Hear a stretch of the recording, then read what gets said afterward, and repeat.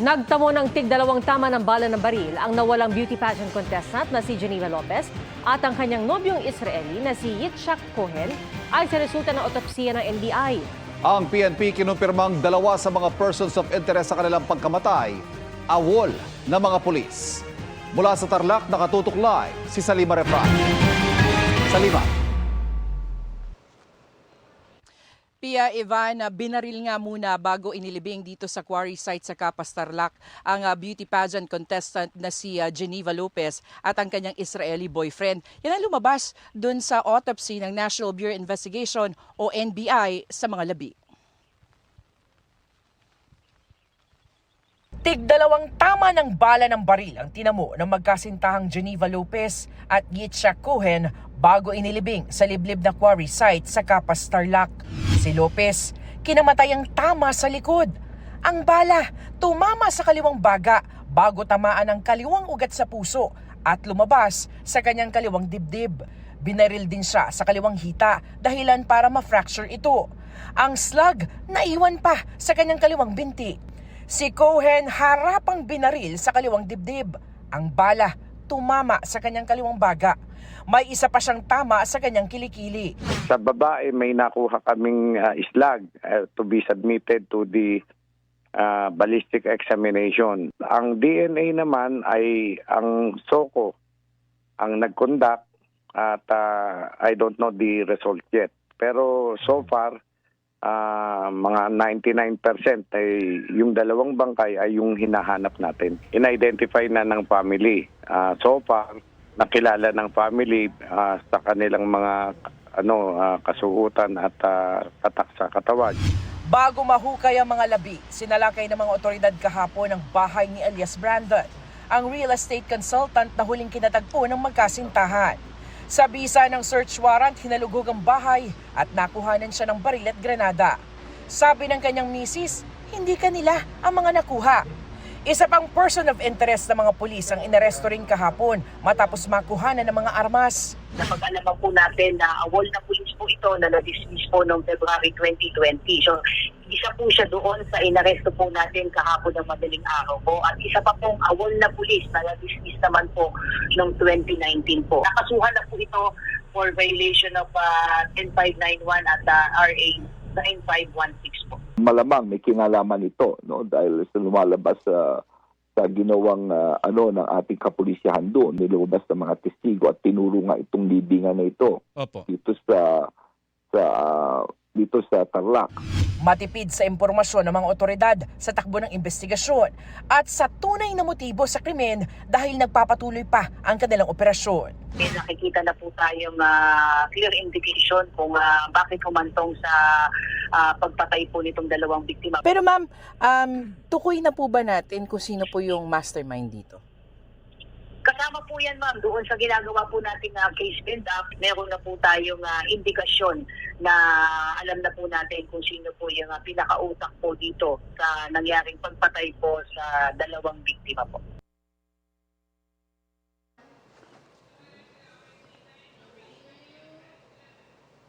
Maraming salamat, Salima Refran. Patay sa pamamaril ang isang lalaki habang natutulog sa pedicab sa Maynila. Ang umano'y ugat ng krimen, agawan ng customer sa illegal na water tapping sa lugar. Nakatutok si Jomer Apresto. Kuha ito sa bahagi ng Amadon sa Baseco Compound sa Maynila nitong Huwebes ng madaling araw. Kita ang lalaking nakaitim na biglang lumapit sa isang nakaparadang pedicab at biglang tumakbo. Binaril niya pala ang isang lalaking natutulog sa loob nito. Isa lang yung tama nitong biktima pero fatal ito sa may parting pulo na pagyat niya kinamatay. Mabilis namang nagsagawa ng manhunt operation ng mga tauhan ng Baseco Police Station sa tulong ng ilang testigo na atunto ng umano'y gunman at ang manugang nitong itinuturo namang mastermind sa pagpatay. Lumalabas sa investigasyon na agawan sa customer sa illegal na water tapping ang motibo sa pagpatay. Kinakailaman nila yung area kung saan nag-ooperate itong mga suspect natin. Dahil doon, nagkaroon dito ng sama ng loob at yun nga, pinano nilang patayin itong biktima. Agad na dinala sa tanggapan ng homicide section ng MPD ang mga suspect. Itinagi naman nila ang mga paratang laban sa kanila. So kung hindi ikaw yung bumaril, ang ginagawa mo ng mga panahon Nasa bahay po. Actually po noon yung borders ko na lumabas po, bumili po ng sigaro na sabi, pag uwi, si po binaril. Simula po nung abandonahin ng pamilya yung biktima, bali sa amin na po yung kumakain, kami po yung sumagip sa kanya. Iginiit din nila na ang mismong testigo ng mga pulis daw ang kaaway ng biktima, pero sinabi ng pulisya na malakas ang nakalap na ebidensya laban sa mga sospek. Para sa GMA Integrated News, Jomer Apresto, nakatutok 24 oras. Libo-libo ang lumahok sa fun run bilang suporta sa laban para sa West Philippine Sea. Samantala, nananatili naman ang tinaguriang monster ship ng China Coast Guard sa Escoda Shoal. Nakatutok si Mav Gonzalez. Mahigit 7,000 running enthusiast ang sumuporta sa paglaban para sa West Philippine Sea sa Pasay City kanina. Parte ito ng Trilogy Run na gagawin din sa Cebu at Cagayan de Oro. I-dedicate natin sa ating West Philippine Sea yung pinaglalaban natin ngayon. So kahit maliit na bagay yung ginagawa natin ay malaking impact ito sa atin. Ang perang nalikom, idodonate sa National Task Force for the West Philippine Sea. Gusto raw nilang gumawa ng comic book na ipamimigay sa publiko. Ang laban ng West Philippine Sea, it is across the country. No? It is a concern for everybody. At ito, laban to ng lahat ng Pilipino. Siniguro ni Senate Majority Leader Francis Tolentino na kasama rin sa fun run na ibibigay nila lahat ng suportang makakaya ngayong malapit na talakayin ng Kongreso ang 2025 national budget. We'll try to make some incremental increases that would respond to current needs of the Philippine Coast Guard and the rest of the armed forces of the Philippines. Bukod sa national defense at security, hiling ng Philippine Coast Guard na pondohan ang mga marine scientist natin. Yung UPMSI, they have what they call the National Research Fleet, no? Yung NAR Fleet. But again, they lack funding, no, to support their logistical requirements para magkaroon din tayo ng mga research vessel na tutugon sa pangangailangan ng ating mga marine scientists. Tumangging magbigay ng detalye si Tariela kung kailan ang susunod na resupply mission sa Ayungin Shoal. Pero tiniyak niyang gagawin lahat ng gobyerno para hindi na maulit ang mga muntik ng komprontasyon sa pagitan ng Pilipinas at China nung nakaraang buwan. Ibinalita rin ni Tariela na nananatili sa Escoda Shoal ang monster ship ng China na tila nagbabantay sa malaking barko ng Philippine Coast Guard na BRP Teresa Magbanwa. It's important for us to document this para sabihin natin we really inquired about their intention.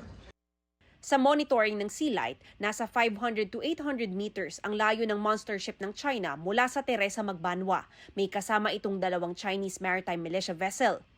Mostly, I think they're to keep an eye on the Philippine ship, and also I think, especially with these very, very large ships, to sort of be an intimidation factor, so that they know that China is watching.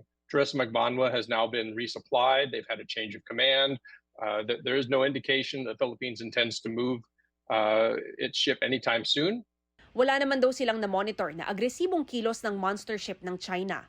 Pero sa bandang Ayungin Shoal, kung saan karaniwang nagkakagirian ang China at Pilipinas sa mga resupply mission, dalawang barko ng Philippine Coast Guard ang binubundutan ngayon ng mga barko ng China. Sa isang punto, nasa 200 meters na lang ang layo ng China Coast Guard Vessel 5203 sa mga barko ng Pilipinas. Naglalayag sa silangan ng Ayungin Shoal ang BRP Cabra at BRP Cape Engaño, pero tingin ni Sea Light Director Ray Powell, hindi naman resupply mission ang pakay nito dahil iba ang ruta. Right now, it doesn't look like they are intending to be part of any resupply effort. Again, there may be things that we don't know. But I think it makes sense for the Philippines to continue to sort of probe China's defenses, and if China wants to devote all of these resources to its blockade, then there's no reason the Philippines shouldn't sort of force them to react when they want to go in that direction. I mean, remains to be in the middle, of course, the Philippines' exclusive economic zone. Para sa GMA Integrated News, Mav Gonzalez, nakatutok 24 oras. Bigo makapasok sa Paris Olympics ang Gilas Pilipinas matapos matalo ng Brazil sa semifinals ng FIBA Olympic Qualifying Tournament. Sa score na 71-60 pabor sa Brazil, natapos ang laban ng Gilas sa semifinals na tumuldok sa tsansa makapasok sila sa Olympics. Ayon kay Gilas Pilipinas head coach Tim Cone, masakit ang pagkatalo nila kontra sa Brazil. Aminado si Cone na malaking kawalan sa Gilas na hindi nakapaglaro kahapon si Kai Sotto dahil sa injury na natamo niya sa laban nila kontra Georgia. Dali-daling inilabas mula sa wasak at umuusok niyang SUV ang driver na ito matapos bumangga sa bakod sa Libagon, Southern Leyte. Nakahandusay naman sa gilid ng kalsada ang dalawang lalaki matapos umanong araruhin ng sasakyan. Ang isa sa kanila naputulan ng binti. Ayon sa Libagon Municipal Police, nasawi ang parehong biktima na nag-aayos lang ng motorsiklo sa gilid ng kalsada. Ligtas naman ang driver at 4 na pasahero ng SUV. Base sa investigasyon, nakatulog ang driver ng SUV. Naaresto ang suspect at nasampahan ng kaukulang kaso pero pansamantalang nakalaya matapos magpiyansa. Ilang ordinaryong residente raw tulad ng tindera ang ginamit bilang incorporator sa mga Pogo Hub. Iniimbestigahan din kung may kaugnayan ng siyam na gas vent incinerator na natagpuan sa Porac Pogo Hub sa mga ulat na nakremate roon ang ilang empleyado. Nakatutok si Mav Gonzalez. Sa susunod na pagdinig ng Senado sa Miyerkules, pagtutuunan ng pansin ang ni-raid na Pogo Hub sa Porac, Pampanga. Ipinasampina na ng Senate Committee on Women and Children ang may-ari ng Lucky South 99, pati ang may-ari ng lupa dahil hindi sila sumipot nung huling pagdinig. Ito yung landowner para sumagot at magbigay ng paliwanag kung bakit sa loob ng compound nila merong ganitong mga torture at pangyayari. Iimbitahan din muli si Porac Mayor Jaime Capil. May mga lumalabas na connection siya dito sa Porac Pogo Hub. May mga personalities na nakikita kami, nakakilala niya o meron silang relasyon. At ito ay tuloy-tuloy pa yung investigasyon. Dati nang itinanggi ni Capil na sangkot siya sa Pogo. Ayon kay Senador Sherwin Gatchalian, nakikita niyang modus ng mga Pogo ang pamemeke ng incorporation papers kaya hindi matuntun minsan ang mga totoong may-ari. May Chinese na sindikato na nasa likod nito. Tapos meron silang mga local na mga partners o local na ginagamit. Ito yung mga gumagalaw para makakuha ng permit at papeles. Sabi pa ni Gatchalian, minsan ay gumagamit lang umano ng taong ni walang kinalaman sa Pogo. Halimbawa, sa Bamban Tarlac Pogo, lumabas na mga tindera ang ilang incorporator. Ipinasampina na rin sa susunod na pagdinig sina Bamban Mayor Alice Go at mga kapatid niya. Kapag hindi sila dumalo, maaari silang ma-cite in contempt at ipaaresto ng Senado. Sinusubukan naming kunan ng pahayag si Go pero wala pa silang bagong tugon. Pero nauna nang sinabi ng kanyang abogado na hindi pa tiyak kung dadalo si Go sa pagdinig. Samantala, iniimbestigahan ngayon ng Presidential Anti-Organized Crime Commission ang gas vent incinerator na natagpuan sa Porac Pogo Hub at kung konektado ito sa mga report na may mga empleyado o manong crinimate doon. Yesterday, it was confirmed by the Provincial Director of Pampanga Police that they were able to find around 9. If I'm not mistaken, 2 of those or 3 were found in Porac. We'd have to find a definite link. Otherwise, it would remain as conjectural. Nakikipag-ugnayan na raw ang PAOK sa Pampanga Police ukol dito. Para sa GMA Integrated News, Mav Gonzalez, nakatutok, 24 oras. Malapit nang makatanggap ng SSS o Social Security System Insurance Benefits ang mga benepisyaryo ng 4Ps o Pantawid Pamilyang Pilipino Program. Bukas nakatakdang lagdaan ng DSWD at SSS ang Memorandum of Agreement para sa 4Ps Alcansya Program. Layo nito mabigyan ng mas murang insurance ang 4Ps beneficiaries sakaling mawalan ng kita, magkasakit o iba pang problema pinansyal. Gagawa ang DSWD at SSS ng contribution subsidy na naayon para sa 4Ps. Ang mga benepisyaryo ang magbabayad ng SSS monthly premium na abot sa 570 pesos kada buwan.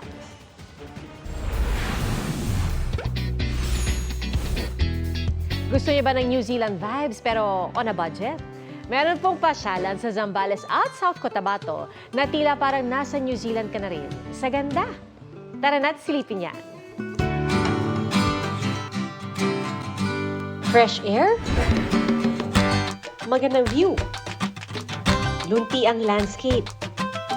Yan ang bungad sa inyo sa Lake Mapanuepe sa Zambales. Ang mala New Zealand vibes nito, perfect sa mga gusto ng pahinga at peace of mind.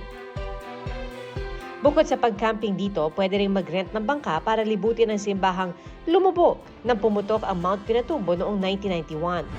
Literal na be one with nature dahil walang signal at kuryente sa lugar para mas ma-enjoy nyo ang mini New Zealand ng Pilipinas. Pause muna sa workload at i-feel ang out-of-the-country vibes na hatid ng nature park sa bayan ng Tampakan sa South Cotabato. It's giving New Zealand din, naswak sa nature lovers. Papasok pa lang sa park, bubungad na sa'yo ang ganda ng paligid. Bukod sa picture-perfect scenery ng lugar, maganda rin itong atraksyon at pahingahan ng mga pamilya o magkakaibigan.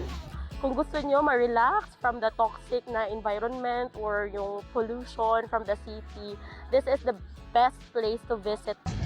Saan tayo sa susunod na pasyalo food trip? I-share na sa 24 Oras Weekend page ang inyong travel at food adventures.